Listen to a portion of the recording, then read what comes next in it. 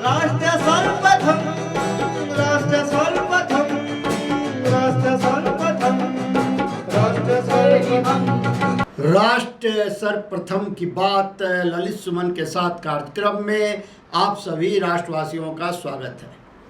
राष्ट्र सर्वप्रथम की बात में हम बात करेंगे राष्ट्र से जुड़ी हुई एक ऐसी गंभीर समस्या जिसके संदर्भ में संपूर्ण राष्ट्र जानता तो है, लेकिन उसे यह पता नहीं है कि हवाला का कारोबार क्या होता है। हवाला का कारोबार एक प्रकार से समानांतर बैंक चलाने जैसी बात होती है, लेकिन वह काला धन होता है।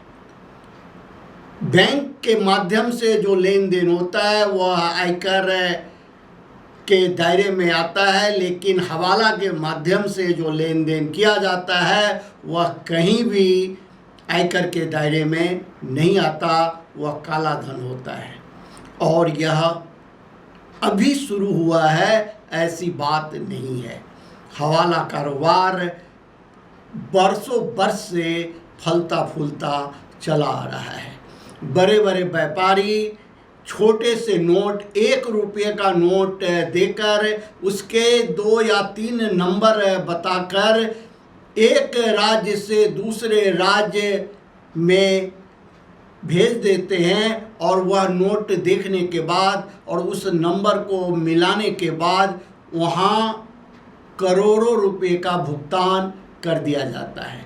चाहे वह राशि जितनी हो, लाख हो, करोड़ हो, जितनी भी राशि तय रहती है उतनी राशि उन्हें उन राज्यों में उस हवाला कारोबारियों द्वारा प्रदान कर दिया जाता है।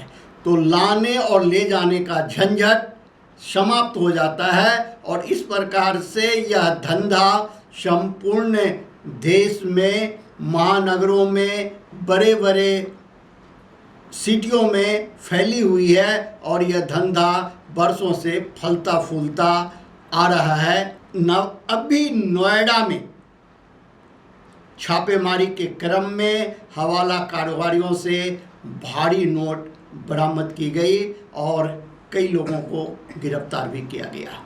जब इसकी जांच की गई, पूछताछ किया गया, तो यह बात सामने आया है कि गुजरात के एक बड़े व्यापारी का काला धन सफ़ेद करने के लिए यहाँ नोएडा में लाया गया था। उसे जब्त किया गया है और आगे की कार्रवाई की जा रही है। नोएडा पुलिस और दिल्ली पुलिस मिलकर हवाला कारोबारियों के यहाँ छापेमारी कर काले धन को बरामद करने का काम कर रहा है। यह एक बहुत सकारात्मक है, और इस सकारात्मक कार्य की तारीफ होनी चाहिए, क्योंकि यह राष्ट्र से जुड़ा हुआ मामला है। क्योंकि काला धन राष्ट्र के लिए नुकसानदायक होता है, राष्ट्र के विकास में वह बाधक होता है। प्रधानमंत्री ने विज्ञान भवन में सीवीसी के अधिकारियों को संबोधित करते हुए भ्रष्टाचार की बात कही थी, और कहा था कि वह किसी दबाव में ना आए और काम करें, महिमा मंडित भ्रष्टाचारी न हो, इस पर का भी ख्याल रखा जाए। जीरो टॉलरेंस की बात होती है, भ्रष्टाचार पर जीरो टॉलरेंस की, लेकिन भ्रष्टाचार लगातार घटने की जगह बढ़ता ही चला जा रहा है, और इसके पीछे है हवाला जैसे कारोबार। राष्ट्र सर्वप्रथम की बात में हम आपको बताएं कि काला धन एक गंभीर समस्या है इस राष्ट्र के लिए। जब नोटबंदी किया गया था तो इसी उद्देश्य से किया गया था कि काले धनों पर प्रहार होगा, और काले धन पर प्रहार हुआ। उस समय काफ़ी लोग तिलमिलाए हुई, लेकिन धीरे धीरे स्थिति फिर से सामान्य हो गई, जबकि काले धन को समाप्त करने के लिए 2000 के नोट और 500 के नए नोट छापे गए थे, बाजार में लाया गया था, और सरकार यह उम्मीद कर रही थी कि काला बाजारियों के, काले धन के सौदागरों के कमर टूट जाएंगे।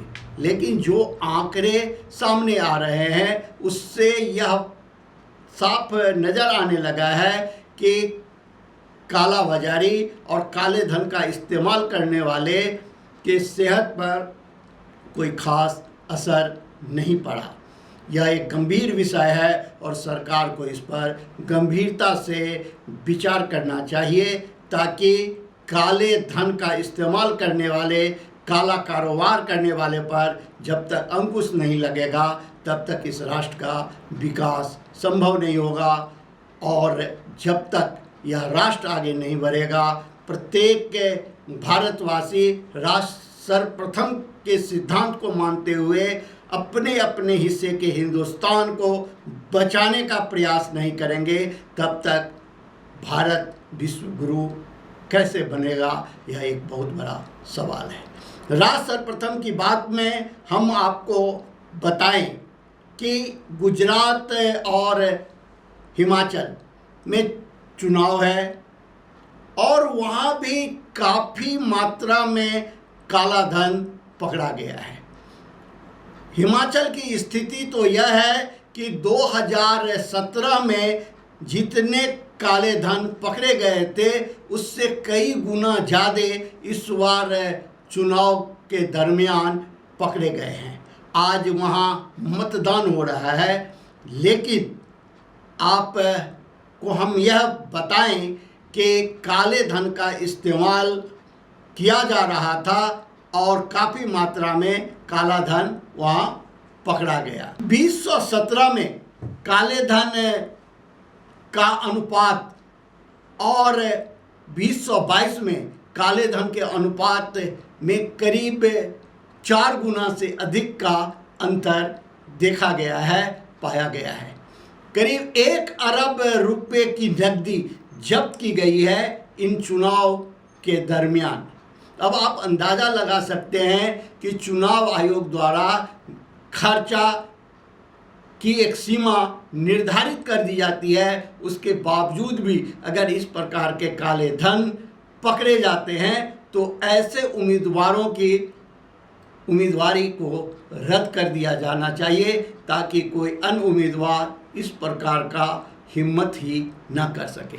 लेकिन अब तक कोई ऐसा ठोस प्रमाण नहीं आ रहा है जिससे कानून का शासन स्थापित होता नजर आए।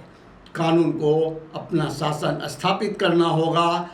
जो कानून का उल्लंघन करते हैं उन्हें यह एहसास कराना होगा कि कानून के हाथ लंबे ही नहीं होते, बल्कि कानून से बचना भी मुश्किल है। राष्ट्र सर्वप्रथम की बात में अभी हम चलते हैं ब्रेक पर, एक छोटा सा ब्रेक के बाद फिर हम आपसे बात करेंगे अन्य मुद्दों पर। आप कहीं जाए नहीं। This program is sponsored by Shreya furnishing unit of Nirmal's. 7 दिन आपकी सेवा में। हमारे यहाँ कम से कम दाम पर कपड़े उपलब्ध हैं। Empowered by Kamal Buildtech Private Limited, fulfilling promises. With our professional team and experience of delivering projects, in past we guarantee you peace of mind and top quality work in an affordable price. 1999 से प्रकाशित 2022-23 में भी पढ़ें राष्ट्र, प्रदेश, जिला, गांव की जमीनी खबरें व समीक्षा। आप भी जुड़े सकारात्मक मीडिया टीम से। प्रिंट, वेब, सैटेलाइट मीडिया का सकारात्मक टीम का हिस्सा मदर इंडिया पत्रिका के माध्यम से बने। 27वें वर्ष में आपकी लोकप्रिय समाचार पत्र इंडिया दर्पण का प्रवेश। आप भेजते रहे अपने क्षेत्र की खबरें।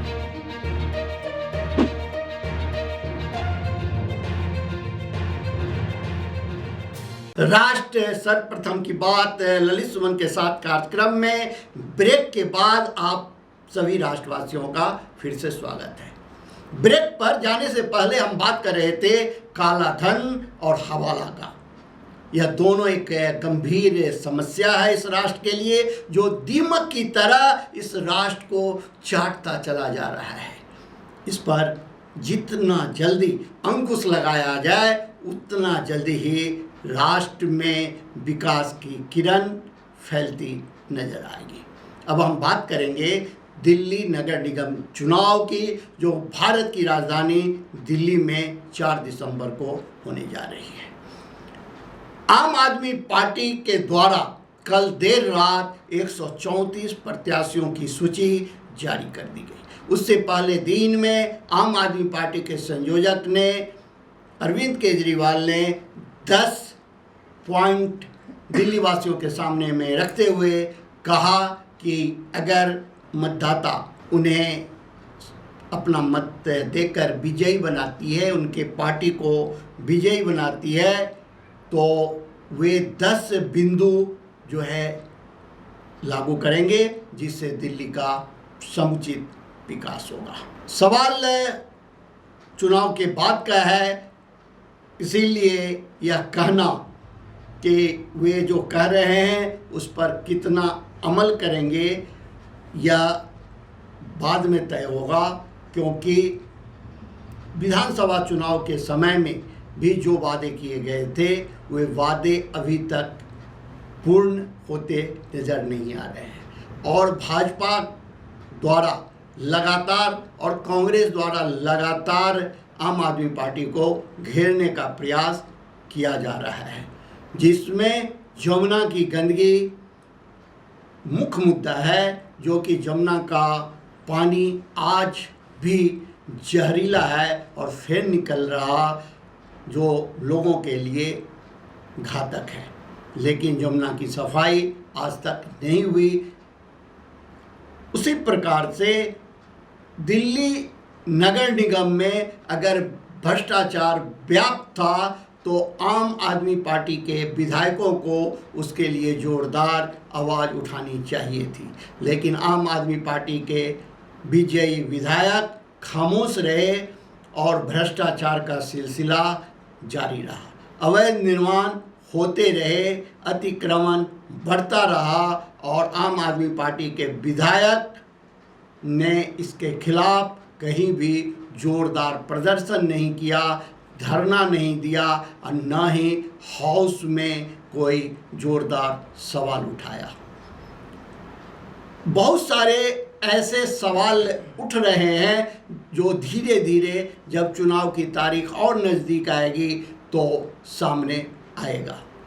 आम आदमी पार्टी ने अपने 134 प्रत्याशियों की सूची जारी किया है, जिसमें मोती नगर विधानसभा से जो 2 निगम के प्रत्याशी लाए गए हैं, दोनों के दोनों पुराने कांग्रेसी हैं और एक प्रत्याशी के ऊपर तो आर्थिक अपराध शाखा में FIR भी दर्ज है। इस तरीके के आरोप आम आदमी पार्टी के कार्यकर्ता ही लगाने लगे हैं और चुनाव में विरोध करने की बात अभी से कहना शुरू कर दिया है। अभी जब चुनाव में टिकट की पहली सूची जारी हुई है और इस तरीके से विरोध शुरू हो गया है, तो आप अंदाज़ा लगा सकते हैं जो आम आदमी पार्टी की स्थिति भी दिल्ली में अन्य राजनीतिक दल से बेहतर नहीं कही जा सकती। अब सवाल यह उठता है कि निष्पक्ष स्वतंत्र चुनाव के साथ साथ भ्रष्टाचार मुक्त शासन देने की बात करने वाली आम आदमी पार्टी अगर दागी लोगों को निगम प्रत्याशी बनाएगी और वह जीतकर निगम में जाएंगे तो आगे वे क्या करेंगे, यह एक बहुत बड़ा सवाल है। इस पर पार्टी को और केजरीवाल जी को सोचना चाहिए। जो दिल्ली को अगर साफ सुथरा छवि वाला निगम बनाना है तो उन्हें साफ सुथरे छवि वाले प्रत्याशी को ही चुनाव मैदान में लेकर आना चाहिए। हम बात कर रहे हैं सुप्रीम कोर्ट में एक सवाल उठने लगा है। सुप्रीम कोर्ट का ध्यान इस ओर गया है और उसने सरकार को कहा है कि जजों की नियुक्ति में देरी नहीं किया जाए, क्योंकि जजों की नियुक्ति में देरी होने से न्याय में देरी होती है और यह सही नहीं है। इसी प्रकार भारत की राजधानी दिल्ली में अनेकों समस्याएं हैं, जिन समस्याओं का निदान अति आवश्यक है और इससे सभी, चाहे वह केंद्र की सरकार हो, प्रदेश की सरकार हो, निगम हो या कंटोनमेंट जोन हो, सभी को मिलकर सामूहिक प्रयास करना चाहिए और भारत की एक ऐसी तस्वीर दुनिया के सामने में पेश किया जाना चाहिए कि कोई भी गर्व के साथ कह सके कि यह भारत की राजधानी दिल्ली है। आज हम आपसे यहीं विदा लेते हैं। आप अन्य खबरों के लिए बने रहें राष्ट्र सर्वप्रथम की बात ललित सुमन के साथ कार्यक्रम में। राष्ट्र सर्वप्रथम, वंदे मातरम, जाग उठा है भारत। प्रधानमंत्री नरेंद्र मोदी ने शनिवार को आंध्र प्रदेश में हजारों करोड़ रुपए के प्रोजेक्ट्स की आधारशिला रखी और उन्होंने राष्ट्र को समर्पित किया। तेलंगाना के बेगमपेट में जनसभा को संबोधित करते हुए पीएम मोदी ने तेलंगाना सरकार पर निशाना साधा। इस कार्यक्रम में मैं आपको बधाई देने के लिए आया। कदम कदम पर आप लोग मां भारती के लिए समर्पण भाव से, निष्ठा भाव से जिस प्रकार से डटे हो, हर जुल्म के खिलाफ सर ऊंचा कर करके जंग लड़ रहे हो, निराशा की गर्त में डूबी हुई यहाँ की सरकार जिस प्रकार आप पर जुल्म ढो रही है, अत्याचार कर रही है, लेकिन आप बिना थके, बिना डरे, बिना झुके भारती की सेवा में लगे हैं। लेकिन साथियों, जब अंधेरा बहुत बढ़ जाता है, चारों तरफ घना अंधकारा हो जाता है, उसी परिस्थिति में कमल का खिलना शुरू हो जाता है। और भोर से ठीक पहले, उजियारे से पहले आज तेलंगाना में भी ऐसे ही कमल खिलता नजर आ रहा है। और मैंने देखा कि कैसे बीजेपी के कार्यकर्ताओं ने पूरी की पूरी तेलंगाना राज्य सरकार को एक विधानसभा सीट पर लाकर खड़ा कर दिया। बीते कुछ समय से जो भी उपचुनाव हुए हैं, सभी उपचुनावों का एक ही संदेश है, तेलंगाना में सूर्योदय दूर नहीं है, तेलंगाना का अंधेरा दूर होगा, तेलंगाना में हर तरफ कमल खिलेगा। गुजरात विधानसभा चुनाव को लेकर कांग्रेस ने शनिवार को अपना घोषणा पत्र जारी किया है। राजस्थान के मुख्यमंत्री अशोक गहलोत, पार्टी के प्रवक्ता पवन खेड़ा समेत कई बड़े कांग्रेस नेता इस समय मौजूद रहे। आज ऐतिहासिक घड़ी है क्योंकि किसी पार्टी का मैनिफेस्टो जो है वो कमिटमेंट होता है पब्लिक के साथ में, अगर आप ईमानदारी से निभाओ तो। कांग्रेस ने हमेशा मैनिफेस्टो को महत्व दिया और आप देखेंगे कि गुजरात के अंदर आप लोग प्रदेशवासियों को मैं आह्वान करना चाहूँगा, मैनिफेस्टो बहुत शानदार आ रहा है, प्रतिबद्धता के साथ आ रहा है, समर्पित है जनता के लिए। और जो राहुल गांधी की भावना के साथ में जो भारत जोड़ो यात्रा चल रही है, चाहे महंगाई का मुद्दा हो, चाहे बेरोजगारी का मुद्दा हो, या जो देश में जो माहौल है तनाव का, हिंसा का, वो समाप्त हो, प्यार मोहब्बत और भाईचारे से हम लोग रहें, ये मुद्दा हो, या शिक्षा हो, या स्वास्थ्य सेवाएं हो, या किसानों के मुद्दे हों, तमाम मुद्दों का समावेश किया गया है। और यहाँ पे भी आप देखेंगे कि सरकार बनने के बाद में पहले कैबिनेट के अंदर यही मैनिफेस्टो जो है वो सरकारी डॉक्यूमेंट बन जाएगा, मैं आपको विश्वास दिलाता हूँ। दिल्ली के मुख्यमंत्री अरविंद केजरीवाल ने शनिवार को एक प्रेस वार्ता कर बताया कि दिल्ली में योगा क्लासेस नहीं रुकेगी। केजरीवाल सरकार ने एक व्हाट्सएप नंबर भी जारी किया है और लोगों से अपील की है कि जो लोग योगा टीचर की सैलरी का खर्च उठाना चाहते हैं वो इस नंबर पर मैसेज करके संपर्क कर सकते हैं। मैंने बहुत लोगों से बात की और सबने मिलकर ये तय किया कि हम दिल्ली के अंदर योगा की क्लासेस बंद नहीं होने देंगे। मेरे पास कई लोगों के मैसेजेस भी आए हैं कि हम इसके लिए कंट्रीब्यूट करना चाहते हैं। कुछ चंद लोगों ने कहा है कि हम इसका सारा खर्चा उठा लेंगे, वो तो हो ही सकता है। तो मैं आज एक फ़ोन नंबर जारी कर रहा हूँ, ये व्हाट्सएप नंबर है, ये फ़ोन नहीं उठेगा, व्हाट्सएप मैसेज भेजिए। इसका मकसद ये है कि एक योगा टीचर को हम सुबह शाम योगा कराने के लिए 15,000 रुपये महीना देते हैं हम।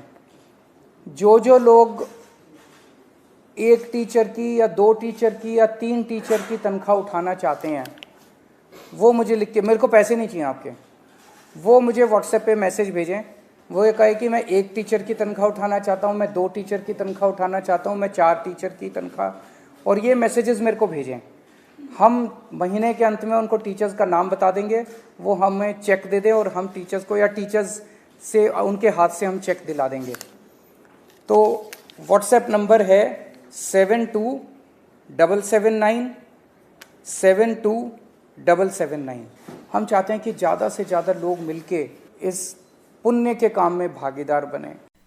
हिमाचल प्रदेश की 68 विधानसभा सीटों के लिए शांतिपूर्ण ढंग से मतदान संपन्न हुआ। बता दें कि शनिवार सुबह 8 बजे से मतदान शुरू हो गया था और शाम 5 बजे तक जारी रहा। कड़ाके की ठंड के बावजूद लोग बड़ी संख्या में यहां वोट डालने पहुंचे। पहले घंटे की वोटिंग में 5.3% मतदान दर्ज किया गया, जिसके बाद वोटिंग में तेजी देखी गई और दोपहर तक 68% मतदान हो चुका था। वहीं मतदान के समापन तक 66% मतदान हुआ है। बता दें कि हिमाचल की कुल 68 विधानसभा सीटों पर इस बार 412 उम्मीदवार अपनी किस्मत आजमा रहे हैं। हिमाचल प्रदेश में एक चरण में ही चुनाव हुआ है और वोटों की गिनती 8 दिसंबर को होगी। इस बार हिमाचल प्रदेश में भाजपा और कांग्रेस के अलावा आम आदमी पार्टी भी मैदान में है। तीनों पार्टियों ने प्रदेश की सभी सीटों पर अपने उम्मीदवार उतारे हैं। वर्तमान में हिमाचल में मुख्यमंत्री जयराम ठाकुर के नेतृत्व में भाजपा की सरकार है। गुजरात के आगामी विधानसभा चुनाव को लेकर आम आदमी पार्टी से पंजाब के सीएम भगवंत मान ने रोड शो किया। इस दौरान सीएम भगवंत मान ने गुजरात की जनता से वोट की अपील करते हुए कहा कि गुजरात में आपकी सरकार आने पर दिल्ली और पंजाब की तर्ज पर जनता को तमाम सुविधाएं दी जाएंगी। आज महात्मा गांधी जी की धरती पे आए, जिन्होंने देश आजाद कराया, शहीद आजम भगत सिंह, राजगुरु सुखदेव, उन्होंने देश आजाद कराया। लेकिन दुख से कहना पड़ता है, उन्होंने इस चीज के लिए देश नहीं आजाद कराया था कि अंग्रेज चले जाएं और बाद में हमारे वाले लूटें। शहीदों के सपनों की आजादी अगर हमारे यहाँ पहुंची होती तो हमारे बच्चे भी सरकारी स्कूल में पढ़कर बड़े अफसर बन जाते। हमारे यहाँ आजादी पहुंची होती तो कोर्ट कचहरी थाने में आम गरीब की बिना किसी सिफारिश के, बिना किसी भ्रष्टाचार के उसकी सुनवाई हो जाती। नहीं पहुंची ना आजादी। वही आजादी आप तक पहुंचाने की लड़ाई लड़ रही है आम आदमी पार्टी। और पंजाब में 7 महीने हुए हैं सरकार बने हुए, 7 महीने में 20,000 से ज्यादा नौकरियां सरकारी देकर आया हूं आपके पास। पंजाब में हमने कहा था बिजली मुफ्त हो जाएगी, 1 जुलाई के बाद हमने बिजली फ्री कर दी। पंजाब में 74 लाख मीटर हैं लगभग, और लगभग 50 लाख मीटर को बिजली का बिल जीरो आता है। गुजरात वालों, जीरो। अगर आप भी चाहते हैं बिजली का बिल जीरो आए तो झाड़ू वाला बटन दबाना है 1 तारीख को। असल में वो बटन आपकी और आपके परिवार की किस्मत का बटन है। अगर तो चमकाना चाहते हो किस्मत तो झाड़ू वाला बटन दबा देना, वरना 27 साल हो गए 32 हो जाएंगे, इसमें क्या फर्क है।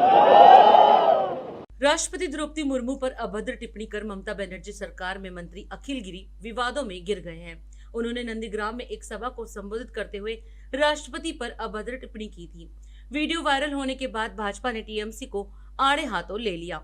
भाजपा नेता अर्जुन मुंडा ने टीएमसी नेता अखिल गिरी के बयान की आलोचना की है। उन्होंने कहा है कि राष्ट्रपति पर अभद्र टिप्पणी घोर निंदनीय है। सीएम ममता बनर्जी को उन्हें तुरंत अपने मंत्रिमंडल से बर्खास्त कर देना चाहिए और इस तरह की टिप्पणियों के लिए देश के सामने माफी मांगनी चाहिए। ममता बनर्जी सरकार के एक मंत्री टीएमसी नेता अखिल गिरी ने देश के राष्ट्रपति श्रीमती द्रौपदी मुर्मू के ऊपर में जिस तरीके से अभद्र टिप्पणी की है वह निंदनीय है और दुर्भाग्यपूर्ण है। आश्चर्य की बात यह है कि पश्चिम बंगाल की सरकार, ममता बनर्जी की सरकार, जो स्वयं एक महिला मुख्यमंत्री है और उसके मंत्रिमंडल के सदस्य खुलेआम तरीके से देश के महिला राष्ट्रपति, ट्राइबल प्रेसिडेंट के ऊपर में, आदिवासी राष्ट्रपति के ऊपर में इस तरह का अभद्र टिप्पणी, जिस टिप्पणी को चाहे जितनी भी निंदा की जाए वो कम है। मंत्री के बयान न केवल इस देश के लोकतांत्रिक मूल्यों का हनन कर रहा है बल्कि अंतर्राष्ट्रीय छवि को भी खराब करने का प्रयत्न किया है। और इसलिए मैं ये कहूंगा कि ममता बनर्जी को, ऐसे मंत्री को तुरंत अपने मंत्रिमंडल से बर्खास्त करना चाहिए और इस तरह के बयानों के लिए देश के सामने माफी मांगना चाहिए। दिल्ली पुलिस की विशेष सेल ने डेरा सच्चा सौदा के अनुयायी प्रदीप सिंह कटारिया की हत्या के मामले में आरोपियों को गिरफ्तार कर लिया है। स्पेशल सेल के डीसीपी ने जानकारी देते हुए बताया कि कल पंजाब में डेरा सच्चा सौदा के अनुयायी प्रदीप सिंह कटारिया की हत्या के मामले में दिल्ली पुलिस की विशेष सेल ने 2 नाबालिग सहित कुल 3 आरोपियों को गिरफ्तार किया है।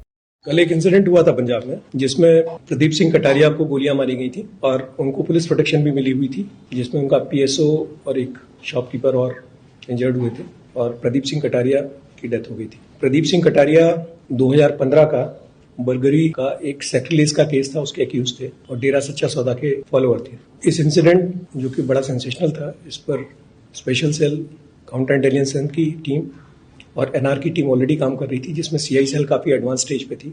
इन्होंने इस केस को रिकॉर्ड टाइम में वर्कआउट किया और इसमें जो 6 लोग इन्वॉल्व थे, अभी तक 6 लोगों के नाम सामने आए हैं, उसमें से 2 जुवेनाइल और 1 जितेंद्र सिंह अरेस्ट किया है। जैसा अभी डीसीपी मैक्स साहब ने बताया, तो इस पर स्पेशल सेल की टीम्स काम कर रही थी। डीसीपी एनआर साहब की टीम काम कर रही थी और सीआई की टीम काम कर रही थी। कल रात या बल्कि कहूँ आज अर्ली मॉर्निंग सफलता मिली जब पटियाला का एक बख्शीवाला वहाँ पर पुलिस थाना है, वहाँ पर हमको इंटेलिजेंस मिली थी कि इस जो कल मर्डर हुआ है उसके अक्यूज्ड वहाँ पर हो सकते हैं। एक रेड करी गई, जिस रेड में ये 3 मुलजिम, जिसमें 2 child in conflict with law हैं और तीसरा जैसा बताया जितेंद्र है, ये 3 आदमी वहाँ से पकड़े गए। जो अभी तक इनको पटियाला से लाया गया और अभी तक जो जानकारी है जो हम आपसे शेयर कर सकते हैं वो ये है कि जैसा सोशल मीडिया पोस्ट पे गोल्डी बरार ने कल क्लेम किया था, तो मोटा मोटा वही चीज़ सामने निकल करके आ रही है। इस घटनाकांड में 3 अलग अलग मॉड्यूल थे जिनको जोड़ा गया था, जिसमें पहला मॉड्यूल जो है वो ये 2 सीसीएल थे, दूसरे मॉड्यूल में जितेंद्र था और साथ में एक और हरियाणा का निवासी है जिसका नाम अभी ऑपरेशनल रीजन से आपको नहीं बता सकते, और जो तीसरा मॉड्यूल था उसमें पंजाब के 2 मेल थे और उन 6 में से 3 की गिरफ्तारी हुई है। जो सीसीएल है उनको जुवेनाइल बोर्ड के सामने पेश किया जा रहा है, जो जितेंद्र है उसको पटियाला हाउस कोर्ट में पेश किया जाएगा। इनकी पीसी ली जाएगी और उसके आगे जैसी चीज़ शेयर करने लायक आती है वैसा हम आपसे शेयर करेंगे। गुजरात एटीएस की बड़ी कार्रवाई, 100 ठिकानों पर छापा, 65 लोग गिरफ्तार। एजेंसी में फर्जी बिलों के नाम पर करोड़ों रुपए के हेरफेर के मामले को लेकर छापेमारी की।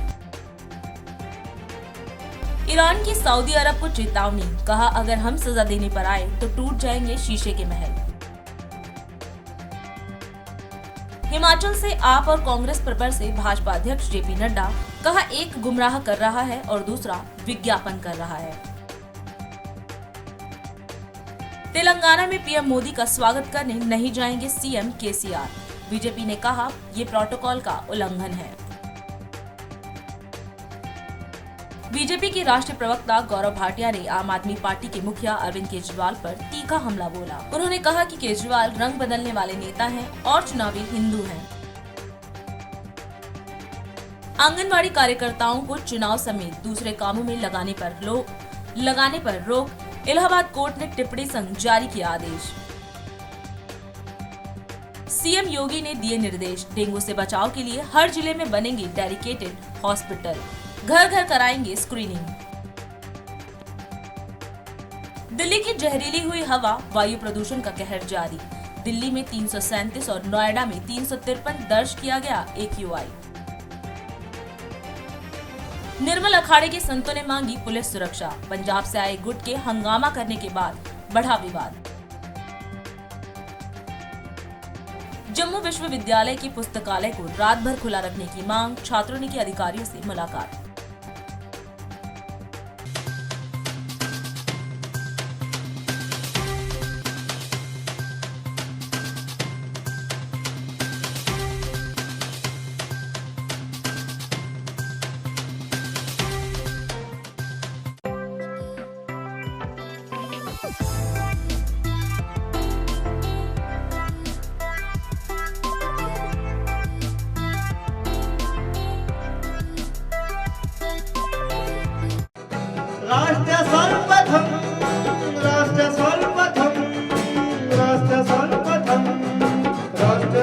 शिवम्